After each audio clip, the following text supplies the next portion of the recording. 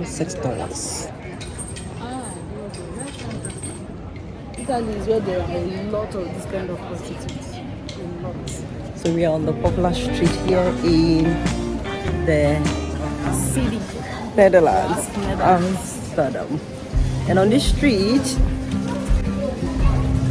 Are a lot of beautiful sexy girls doing wild stuff here.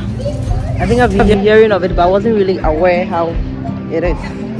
But seeing they say it's believing, and I've oversaw, and I'm shocked. It is actually legal for this to be happening. They call it what? Travel and feed. Yeah. Some weird stuff. Very weird.